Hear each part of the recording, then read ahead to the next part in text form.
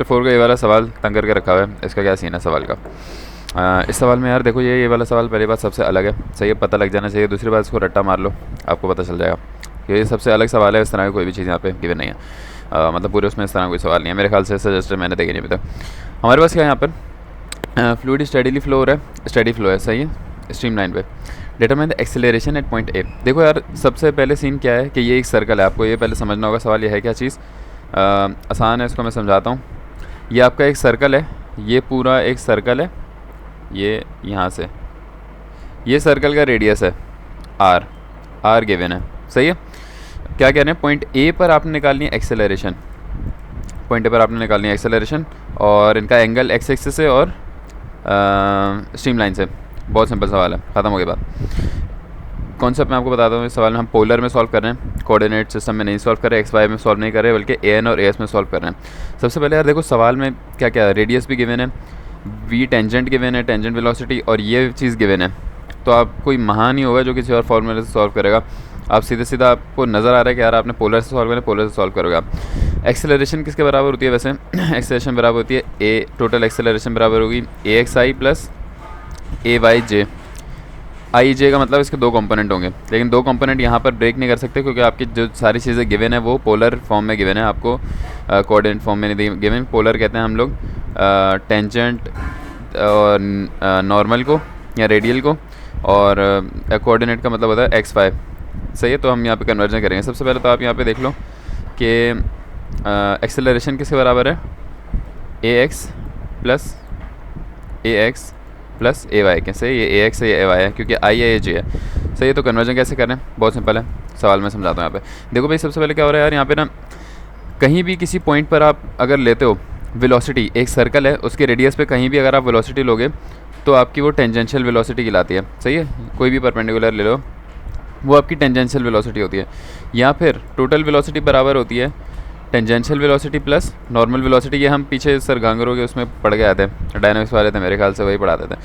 इसके बराबर होती है। और टोटल एक्सेलरेशन किसके बराबर होती है, tangential acceleration plus normal acceleration, सही हो गया। अब क्या होता है, fluid is steady, steady flow में नॉर्मल वेलोसिटी नहीं होती, ज़ीरो होती है स्टेडी फ्लो के लिए, सिर्फ टेंजेंशियल होती है। तो यहाँ जो गिवन है ये कौन सी है, वी टेंजेंशियल गिवन है, पहली बात ये हो गई। दूसरी बात ये है कि जिस पॉइंट से वी टेंजेंशियल जा रहा है उस पॉइंट से ए टेंजेंशियल नहीं जाता। ए के डिफरेंट कंपोनेंट्स बनते हैं आपके, ए के दो कंपोनेंट बन रहे हैं, सॉरी जहाँ पे वी टेंजेंट जाएगा वहाँ टेंजेंट बन सकता है, उसको छोड़ो, वहीं बनेगा बल्कि। लेकिन हमारा क्या है सवाल में, पॉइंट ए है, सही है। इस पॉइंट की एक एक्सेलरेशन जा रही है जो कि मैं आपको दिखाता हूँ यहाँ पर।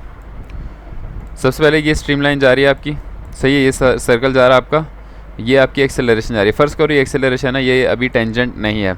एक्सेलरेशन के दो कंपोनेंट ब्रेक होंगे, एक टेंजेंट होगा यूं करके, एक नॉर्मल होगा यूं करके, सही हो गया। एक्सेलरेशन है, ये एक्सेलरेशन जा रही है, ये एक्सेलरेशन का टेंजेंट का कंपोनेंट बनेगा, यहाँ पर नॉर्मल बनेगा, सही है। ये नॉर्मल है, ये टेंजेंट है, ये एक्स एक्सिस के थ्रू रेफरेंस लिया हुआ है, सिर्फ डायग्राम में आपको समझा रहा हूँ। क्या सीन हो रहा है यहाँ पर, ये नॉर्मल है, अच्छा नॉर्मल को तो एन का नाम दे दिया, टेंजेंट को एस का नाम क्यों दिया है, क्योंकि ये स्ट्रीम लाइन के साथ साथ चल रहा है, सही है। जो स्ट्रीम लाइन है, स्ट्रीम लाइन भी यूँ जा रही है, और एक्सेलरेशन का जो टेंजेंट कंपोनेंट है वो भी बिल्कुल यूँ जा रहा है, इसको हमने एस का नाम दे दिया, नॉर्मल को एन का और टेंजेंट को एस का नाम दे दिया, सही है, क्योंकि स्ट्रीम लाइन से मैच हो रहा है, सिर्फ इसलिए मेरा अपना कॉन्सेप्ट लगाया हुआ है। खैर अब हमारे पास क्या फार्मूला होता है, नॉर्मल एक्सेलरेशन का होता है वी स्क्वायर अपॉन आर, ये हम पहले पढ़ चुके हैं। नॉर्मल एक्सेलरेशन इसी के बराबर होती है, दोनों चीज़ें गिवन है, ये रेडियस कर्वेचर होता है, आ गया, plus v d v upon d s, v हमें पता है d v upon d s, ये क्या होता है, टेंजेंट एक्सेलरेशन बराबर होती है इसके, ये हम पहले पढ़ के आ चुके हैं। यहाँ से हमने ये एक पोलर फॉर्म में एक्सेलरेशन निकाल ली, सही है।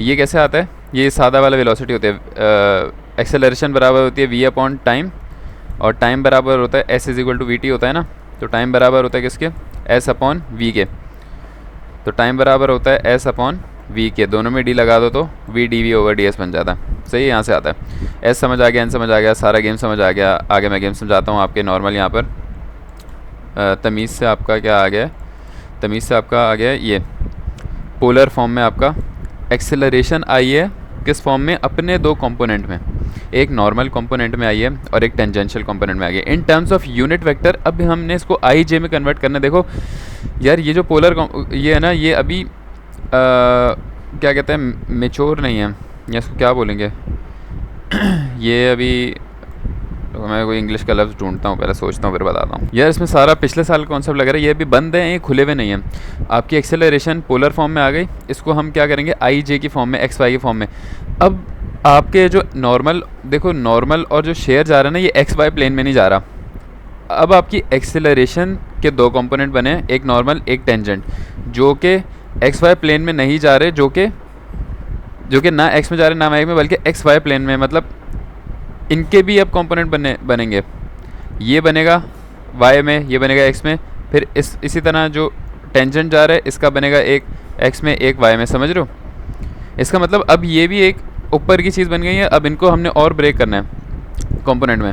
ऐसे मैं लंबी काफ़ी ज़्यादा कर देता हूँ कभी कभी, समझ आ गई होगी आप लोगों को।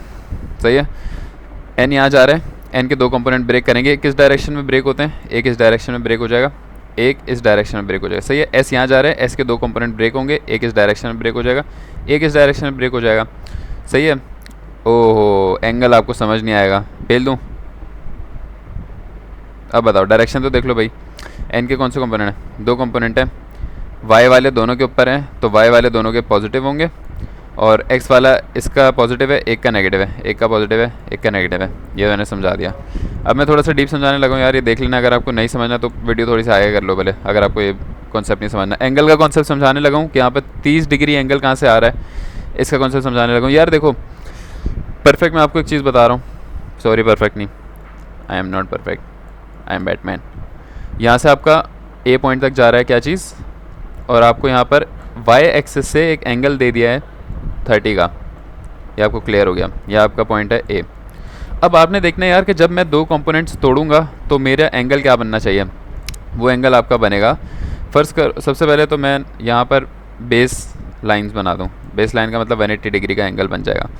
तो मुझे अभी अंदाज़ा होने वाला है, गौर से देखो, मैं बता रहा हूँ कैसे। ये आपका 30 का एंगल है, और ये बिल्कुल परपेंडिकुलर लाइन है, इसका मतलब ये कितना हो गया 90। ये 90 है, ये 30 है, तो ये एंगल कितना हो गया आपका 60 हो गया, क्योंकि 60 प्लस 90 90 180 होता है स्ट्रेट लाइन पे एंगल। ये पूरा यहाँ ऊपर तो मैंने 180 पूरा कर दिया। नीचे कितना एंगल होना चाहिए मेरा देख लेता हूँ। नीचे का मैं आपको बताता हूँ क्या सीन चल रहा है। नीचे का ये सीन है, ए है मेरा पॉइंट, ए से मेरा एक एक्सेलरेशन की लाइन जा रही है। सही है, ए से मेरी एक जा रही है एक्सेलरेशन की लाइन, एक ये आ गई। दूसरी मेरी लाइन जा रही है शेयर फोर्स की, जो मैंने कंपोनेंट में ब्रेक किया ना एक्सेलरेशन को। यहाँ पे नॉर्मल जाएगी, इसको भी लेके जाऊँगा अभी मैं, टेंशन नहीं है, इसको भी लेकर जाऊँगा मैं। अभी मैं सिर्फ एक्सेलरेशन की बात करूँगा, बस मैं इतना ही समझ लो, बस इतना जा रहा है, बस ख़त्म हो गया बात। ठीक है, ये मेरी एक्सेलरेशन जा रही है।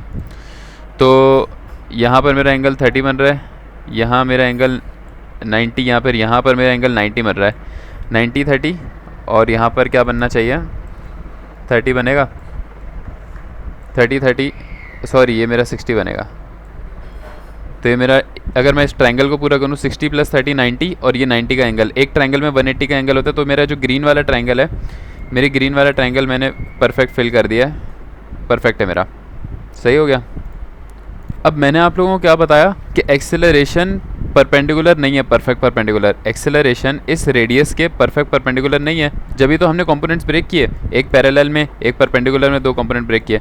तो मैं यहाँ पर क्या लूँगा, ये मेरी एक्सेलरेशन है, ये मेरी एक्सेलरेशन है, इसका परपेंडिकुलर कंपोनेंट ले लिया मैंने, ये वाला एस, जो कि मेरी टेंजेंट एक्सेलरेशन है।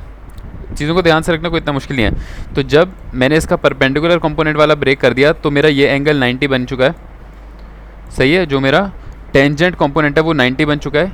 अब 60 90, तो ये वाला एंगल क्या बन गया 30 बन गया, और मेरा 180 नीचे का भी कंप्लीट ऊपर का भी कंप्लीट। इससे मुझे क्या पता चलता है, इससे आप लोगों को ये क्या देखना है, इससे मुझे ये पता चलता है कि जो मेरी एक्सेलरेशन की लाइन है, ये मेरी एक्सेलरेशन की लाइन है, ये मेरी टेंजेंट एक्सेलरेशन है, या स्ट्रीमलाइन एक्सेलरेशन AS बोल सकता हूँ इसको मैं, ये मेरा एक्स एक्सिस है।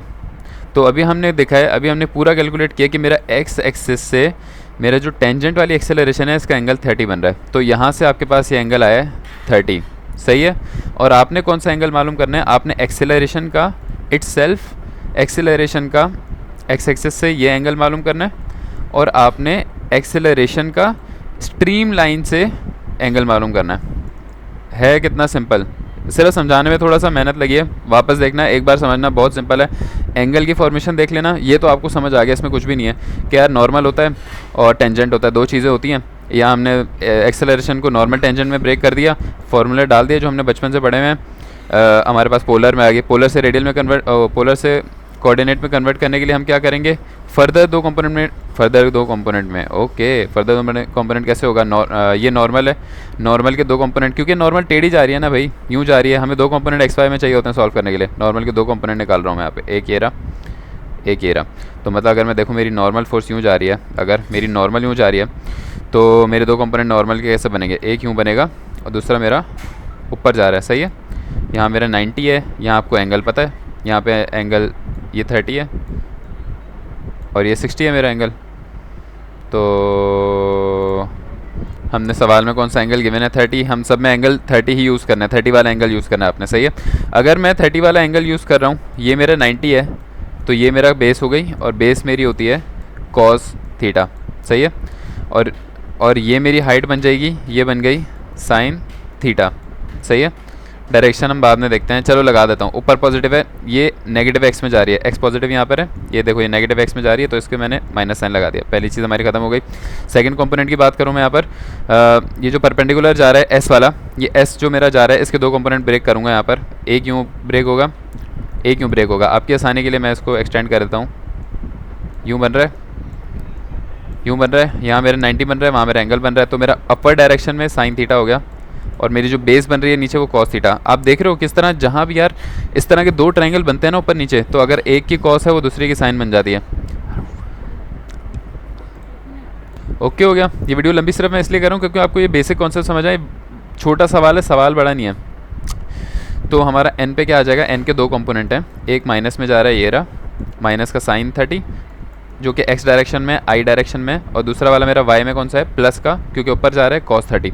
इसी तरह एस के लिए मेरे कॉस 30 और साइन 30, कॉस 30 और साइन 30 दोनों पॉजिटिव। एन और एस आ गया, एन और एस की मैंने यहाँ पे वैल्यू डाल दी, वैल्यू डालने के बाद मेरा क्या हुआ, आई जे की फॉर्म में आ गया। मैंने दोनों आई वाले, ये वाला आई और ये वाला आई प्लस कर दिया, ये वाला जे प्लस कर दिया, और मेरी कोऑर्डिनेट फंक्शन में वैल्यू आ गई। ये मैंने सिर्फ इसलिए किया यार ताकि मैं जो है ना मैग्नीट्यूड निकाल पाऊँ। एन और एस में मैं मैग्नीट्यूड नहीं निकाल पाता, शायद निकाल लेता।